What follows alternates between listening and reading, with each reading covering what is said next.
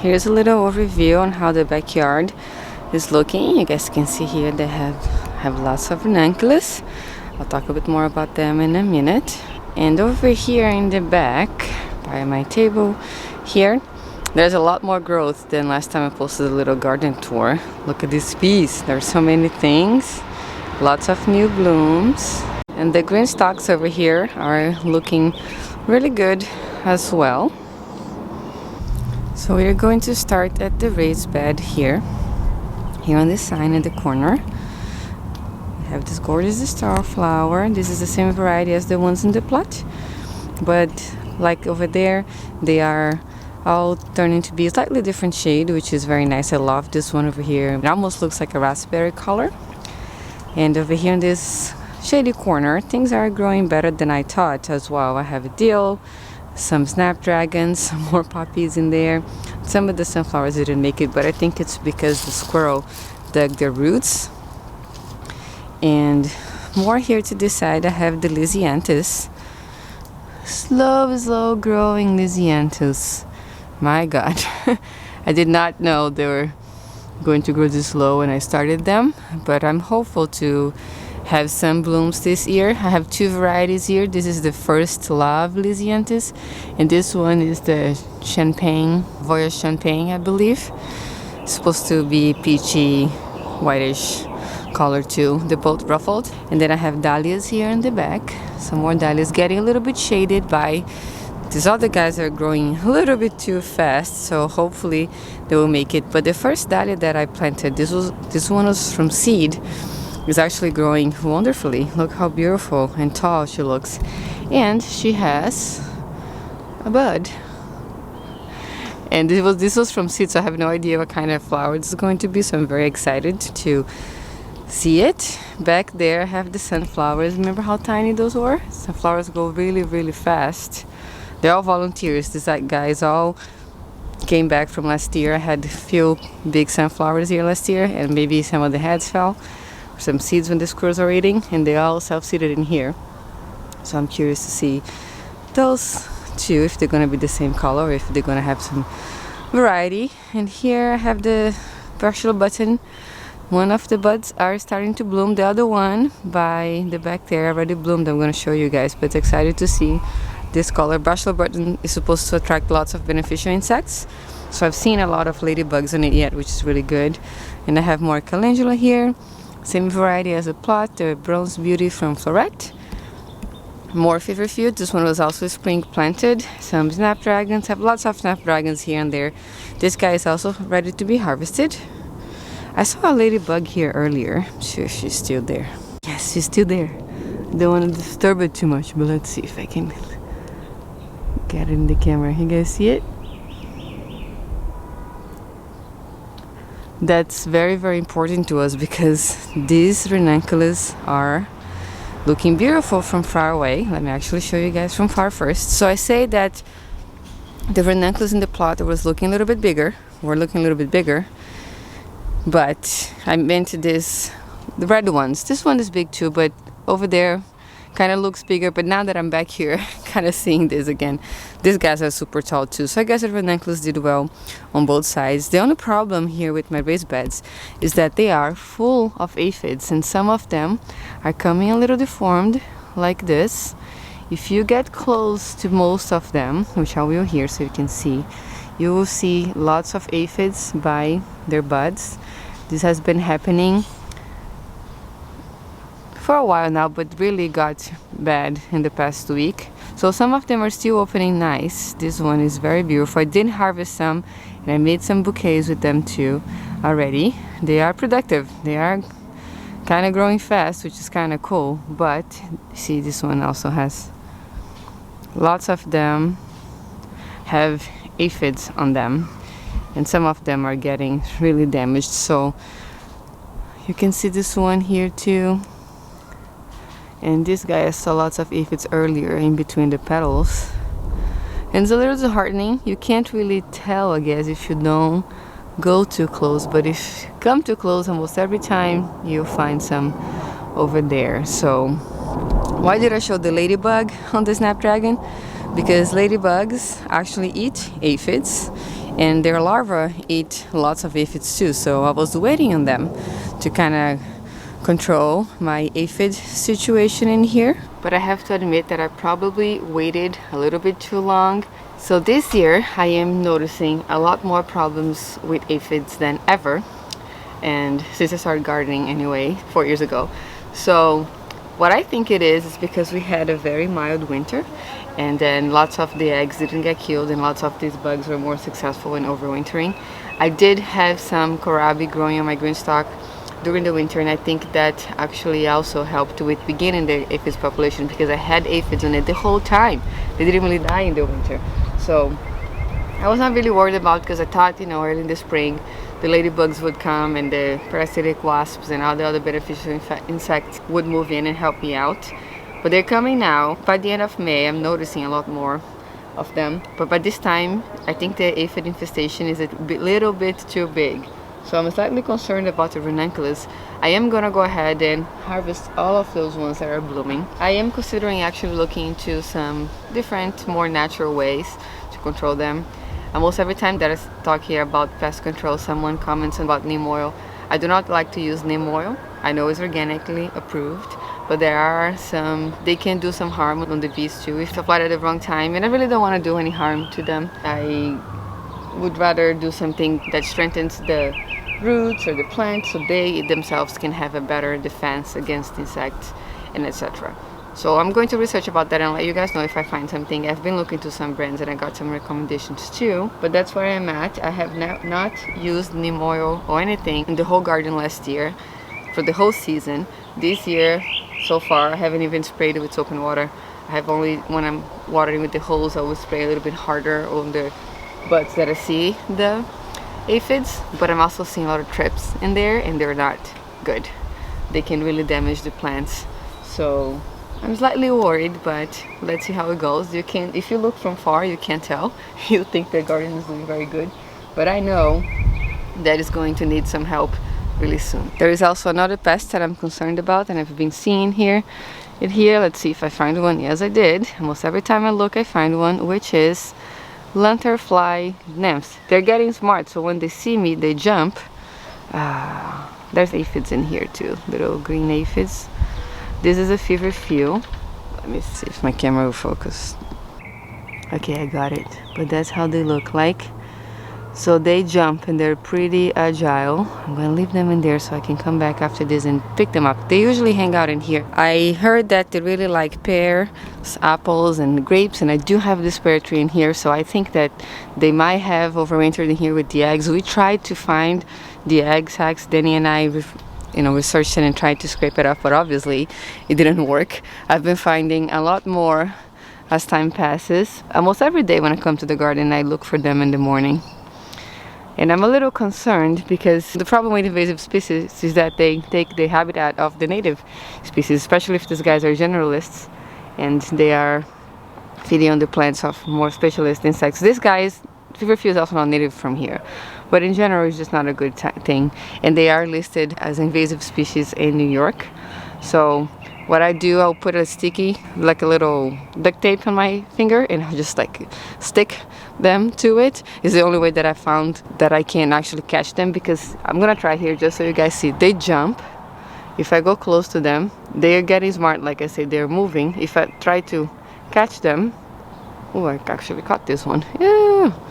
They usually jump and I lose them. But if you see them in your yards too, just be aware. I know some people are against killing bugs and insects, so please do the research. You can do your own judgment, but look it up if you live here in New York, and then you can decide if you want to remove them from your space or not. But moving on from that subject, let's look here at these plants. I've seen lots of ladybugs. Oh, I see one here, and this ranunculus. There she is. This one is actually a native ladybug. And the way that you can tell is that you look at the head, and if you just see black and the two white eyes, is most likely to be the native lady beetle. The Asian lady beetle, which is also a beneficial insect, has an M on the forehead. So that's a difference, and usually it's more dotted. So some people don't like the non-native variety because they can get into homes and nest into the homes. Some people have a problem with that. I don't. They never got into my house, and I will think they're okay in my garden. But obviously, finding the native ones is always really good. So this guy this lady have been living here in my ranuncles. Oh, there's another one. Oh, it's a native one too. Huh? Very nice. Anyway, there's two there. Hopefully they mate and lay some eggs, and we're gonna have some larvae. I spotted a larva early in this beautiful brush button that I have one bloom. I think, let me see, yeah, this is still here. This is the old skeleton, I don't know how to call this. This is where the larva came from to get a little bit bigger, but she's probably around here somewhere. Oh, I found a lanternfly in lymph too. They're everywhere. After filming this, I gotta come here with this sticky tape. But with the ladybugs, if they do lay lots of eggs and they hatch and the larvae start eating the aphids, that will be great help for me. But let's check on the growth of the plants now. So I have the basil here that grew a little bit more since last time I showed you guys. The eucalyptus is very big. I think it grew a lot. I put this little stake, it was just a little snapdragon stem that broke, and I took the leaves off just to sort of help it a little bit. It smells really good every time that I touch it. I can already smell, but it's pretty tall. This is the rudbeckia that I said that in my backyard was a lot bigger. These are two plants, and look how big they are. Those are the Sahara rudbeckia, and I hope that they bloom before July. I'm really, really hopeful. Over here, I have this gorgeous caramel phlox, cherry caramel phlox, sorry, that just bloomed. I think there's another one somewhere. I think it's up there. I have to cut this one as well to keep encouraging the blooms, but look how cute this is. It starts a little darker like this, then fades to that color when it gets a little older. It's very nice. The sweet pea is open too. We have lots of them. I have some darker ones up there too. They're struggling a bit with the heat. You can see the bottom of those ones are getting a little bit fried, which can happen to peas, regular peas and sweet peas. And in this rudbeckia pot too, I sowed some beans. You can see two of there. I put the bean seeds in there and they just sprouted. There's another one here, but the squirrel has been digging around, so I'm not sure if this is going to survive because beans don't really like root disturbance. And I have put some tomatoes here and there. I forgot to show the other ones. Those are the leftovers from a seedling sale. I think I have 3 here. I just planted them together with other things. I feel bad getting rid of them, so I planted them together with those guys and just want to see how they will do. The peas over here are loaded. We're gonna have lots of snow peas very soon. I grew this last year and I really, really enjoyed eating them. They're very tasty. These guys, I think by next week I'll have a handful, which is pretty good. And if you keep picking them, they keep producing as long as it doesn't get too hot. Here too, I have another tomato plant that's getting quite big because it's by itself in there, and a couple beans that I put in that pot too, just as a test. And I have the green stalks here looking really good. I have a little strawberry red. Been harvesting these already here and there. I have some bigger ones in the other one. I'll show you guys in a minute. But here the broccoli that I said I was going to harvest. This is a sweet stem broccoli, so it's like a broccolini, or I guess it says baby broccoli in the grocery store sometimes. It has a tender stem. See, it's flexible. I love eating this so much. So I'm gonna harvest today for dinner. I'm gonna cut it down here and hopefully they will sprout more through the side. I'm gonna harvest these other 2 as well. They're nice and tall. Take 2 over here, and this one I'm gonna leave just a little longer. Also has aphids on them, so I gotta really try to control my aphid situation. And I'll probably harvest that one up there too. I have a few more in the back. They're not getting as much sun, so they're not growing as much. But on this side here I have tomatoes. Look how much they have grown. I have tons of tomatoes already formed, all green. This one too, and here too. So those are the cherry fall varieties, and I have 5 pockets planted with them, hoping that they will fall over. Oh, I keep forgetting to mention this. I have this eggplant here. I don't remember if I told you guys about that on that last video. That actually volunteered in one of my pots that I grew a patio baby eggplant last year, and it just popped up in there. And I decided to plant it. It was like only one came up, and it's looking like it's gonna be a dwarf variety. So you can see it's very, very compact. It had some flowers, and now it's producing a green eggplant. green fruit, so no idea what's gonna come out of there. I think it was a F1 hybrid, so sometimes when you plant F1 hybrids, you have no idea what the offspring can be. If you get seeds from them, I didn't collect the seeds, they fell and they just volunteered, so I'm just out of curiosity, I put it in there just to see what turns out to be. I have a little radish in here too, and sweet chard with lots of leaf minor damage. See, the pests are really coming out too when it starts warming up. I have a little basil in there. And for the strawberries, check this out. This one is a little bigger than the ones I have been harvesting, so that's very cool. Oh, there's more here. Cool. Oops, I can't really. Very nice. Very happy about that. I'll harvest those later too. And this is my parsley that I want to seed. It has sent these huge flower stalks that look like the dew flower, and I'm just gonna let it go to flower. I have my carrots too. See, this was the carrot. Oops. Oh, there's an oak tree on my carrot pot. Man, these squirrels. I feel so bad pulling these oaks, but I can't leave this grow in the green stalk. You can see the acorn in there. Ay. Anyway, this is my carrot over there, and sent this very long flower stalk here, and it's trying to grow the flower and produce seed, and I am gonna let it as well. I'm not gonna harvest the carrot for eating. And I have this beautiful lettuce here that's also looking like it wants to go to seed, so I'm gonna harvest this whole head together with the broccoli today. Below here I have some thyme. Sorry about this massive, the spots, the wind here just throws stuff everywhere, but I have this lemon thyme. It smells really good. Just came back from last year. And my lavender, which already has little flowers. How adorable is that? So excited. I have this kale here too that was getting eaten up by aphids, but looks like it's getting a little stronger now as well. The last thing on this side is this rudbeckia. This is one plant only, also Sahara rudbeckia, and this looking really big. I think I also put a tomato in there. All my leftovers I planted, and we'll see what's gonna happen to them. Now let's go upstairs real quick. I have a straw flower that I harvested here, some other flowers here. Those are the peas that I showed down there. They're struggling a little bit. I have some mint growing. They're just getting dried. I gotta be better about watering this spot. Up here is where I had the other cherry caramel flux. So pretty. I really like this color. And here I have some sweet peas. They're actually, I put it in here to hang down in the basket, but it's hard to climb up, so that's alright too. Here is the oregano in the thyme that I use pretty often. I actually cut some to cook with this week, and the green stalk up here. Now this guy is struggling a bit because I'm really having lots of aphids. I'm gonna show you guys this. It's kind of embarrassing, but that's the truth, so I'll show you.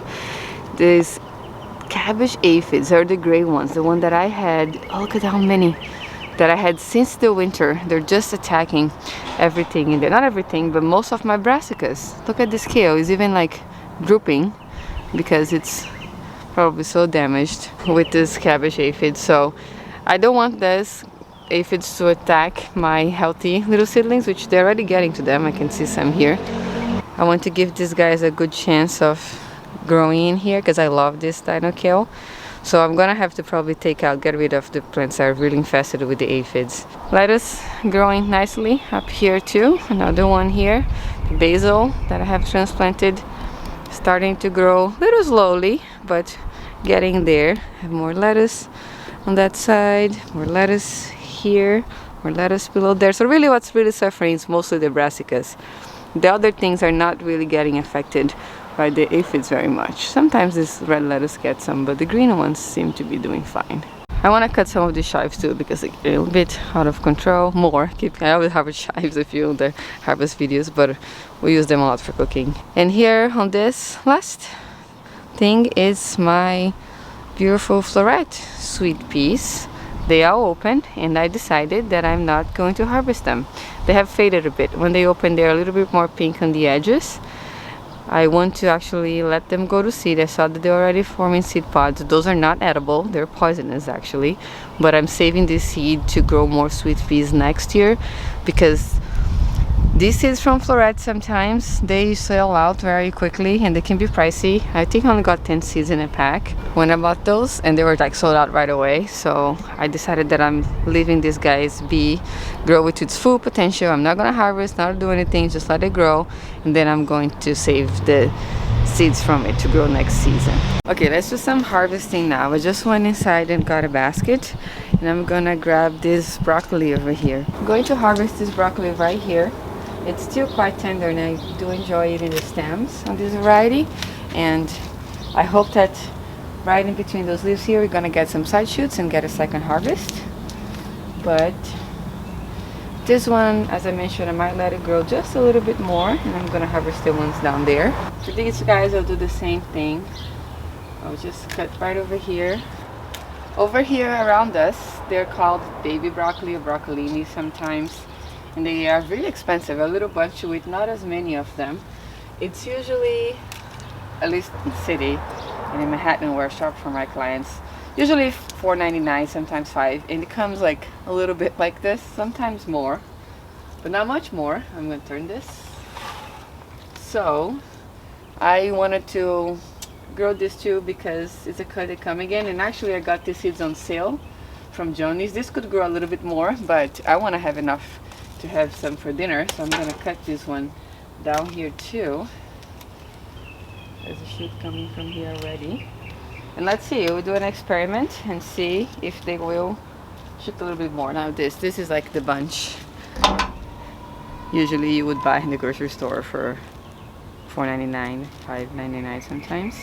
It's not much, it's one little bunch, but I will probably harvest some kale too to saute together with this tonight. But for me, it's perfect. I'm very happy to already have something to eat from the garden this early in the season.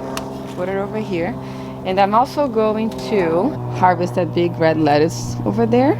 Oh, before the lettuce, let me just do these pansies because they are kind of shading the broccoli here, and they will just grow back again. I'm gonna cut them like a big haircut, like this. Maybe I'll leave it a couple. And I'm gonna use some of this for cooking, not cooking, garnishing, because they are edible, just to make our salads a little bit prettier. And the other ones I'll try to put in a vase or something to see, just to bring a bit more cheerfulness to our home. But that will help them produce more. Actually, they respond very well to cutting, so I'm gonna add this to our little harvest basket too. I love this morning light.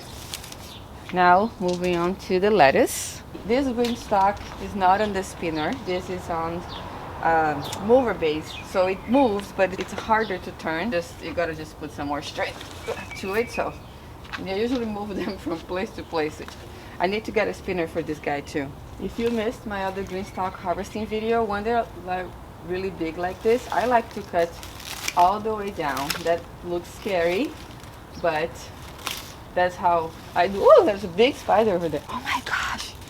Okay, let me see if I can show the spider. They are actually really good for, oh, there she is. Oops, you went inside. That was the biggest one I've ever seen though. I always make sure when you are harvesting that you wash it well. I'm just gonna check it real quick before I actually take this opportunity to actually take the ones that are a little bit fried out of here too. Give it a little shake. Nothing comes out of there. Even though spiders can be a little scary sometimes, they're extremely beneficial to the garden. I think this one's safe now. Look at this, it's so gorgeous. So now this is gonna go in our harvesting basket too. I love this variety, Lunix lettuce. I'm actually going to put this basket over here in this nice sun. Look at that. I think I'm just gonna harvest these pretty little pansies from up here too. They're looking pretty tall, which is good. But I want to encourage even more growth, so I'm doing the same as I did with the lettuce. So this one, it's already been eaten, has lots of bug damage on it, so I won't be using for cooking. But some of them I can. Look how beautiful. This variety is called Brush Strokes. Actually, it has a good fragrance too, believe it or not. I gave some to my friend before the seedling sale, and she was the one who noticed actually how nice they smelled. The kale I harvest a little bit different. I harvest by leaf, so I take the bigger leaves out. Usually, if they have a little bit of aphid or something in there, I'll just scrape it off. The strawberry is getting out of control here. It's one plant only, and it's shading everything, so I don't really know how to care for strawberries too much, if I should prune it or what should I do to it. Oh, I love this. This is a red Russian kale variety, and it's very heat tolerant, I would say. It's the one that this and the dino kale performed the best in the garden for me last year. They produced all summer. The leaves get a little bit bitter, but because I sauteed them, that's fine. I didn't mind it very much. To eat raw, they taste better if they're young like this, and if they're harvested when it's still a little cold outside. So they still have some sweetness on them. But I'm going to put them right here in our basket. And I want to get some more kale from the green stalk up there too. So this kale, as I mentioned, is kind of has lots of aphids in it. Let's get a close up. You see? But I still want to harvest some. I will definitely remove the bottom leaves. This one I'll do by hand so I can hold the camera. When they're young like this, it's much easier. They break easily. Let's see. But these guys, some are good. I could save some. And if they're too yellow, I'll put it in the compost. But I can cook this. I'll get some more. This one looks great. There's just a little bit of bug damage. I'm so sorry it's so close. I'm trying to hold and harvest at the same time. These have some aphids too. So what I do to take these aphids, I float these guys in a little bit of salt water.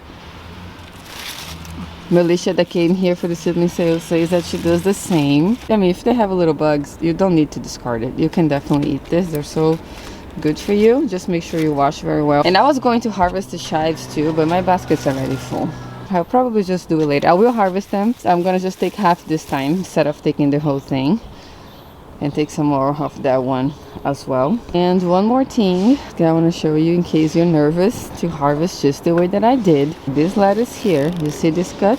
I cut it straight just like I did the lettuce from today, and this is how nice and how much it grew. If you want to watch the video that I did this, I will make sure to link it in the description box down below too, so you see me cutting it just like I did the other cut. And now look how beautiful and healthy and nice this other lettuce just grew to be. I believe I cut that one like this too. This is the same variety that I just cut.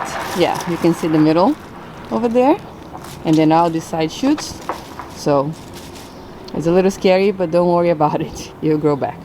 I could probably harvest this chard too, but not today. I have enough for dinner tonight. Maybe I'll harvest tomorrow. Thank you so much for watching today. I really appreciate you, and I really hope that your garden is also doing very well this season. If you have any questions about anything, please don't hesitate to put them in the comment section down below. I try to read all the comments and reply as much as I can. So thank you so much again. I hope you're having a great day, and I'll see you next time.